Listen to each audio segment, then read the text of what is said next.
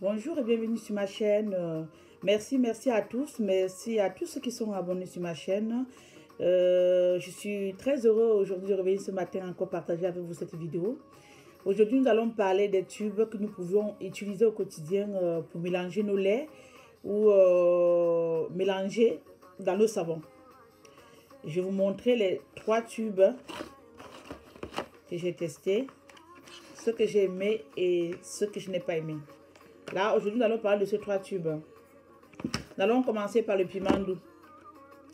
Dans mes précédentes vidéos, j'ai fait la publicité plusieurs fois des bienfaits du piment doux, de tous les nouveaux savons piment doux que j'ai utilisés.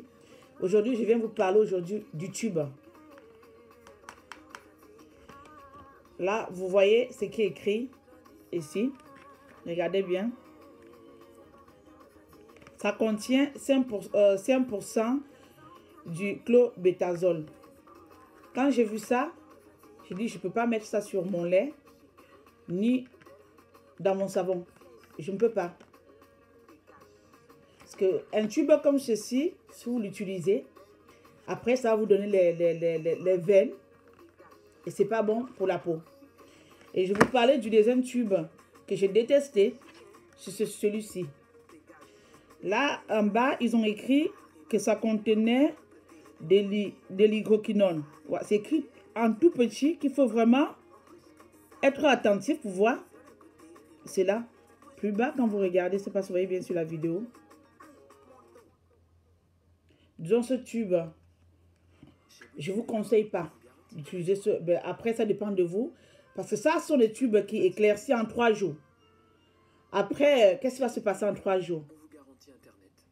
Vous allez le mettre mélangé avec le lait, vous allez employer après 1 semaine ou 3 jours, la peau va être claire. Et la semaine suivante, qu'est-ce qui va se passer? Posez-vous les questions.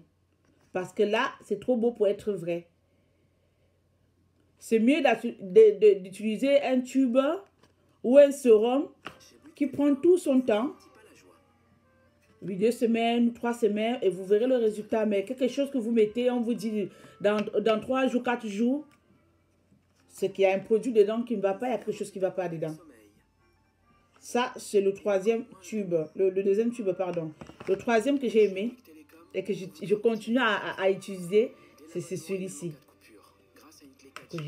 Ça, vous pouvez mélanger dans votre lait, vous pouvez mélanger dans votre savon. Ça vient sur cette forme-là, je vais vous montrer.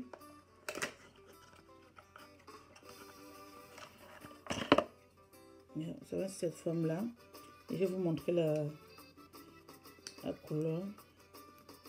Voilà, c'est fermé là, c'est là. Donc là, vous pouvez diviser en 2 et mettre la moitié dans votre lait, mais divisez toujours le lait en 2.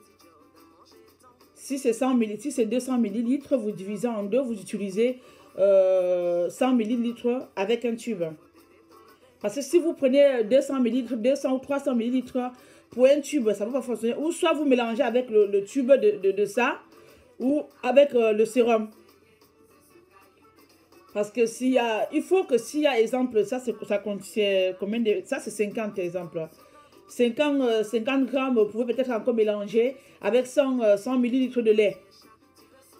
Mais si c'est 200 ml de lait et vous mettez que 50 grammes, ça va pas beaucoup fonctionner. Hein? Il faut toujours mettre moitié-moitié. Ben, vu que le tube n'atteint pas 100, ils ont mis grammes. Normalement, c'est en millilitres. Normalement. C'est pas en liquide, c'est un pommade, oui. Donc, vous pouvez utiliser la moitié. Mais là, maintenant, les 2 autres savons que je vous ai montré. Parce que vu ça, j'enlève ça de ma liste.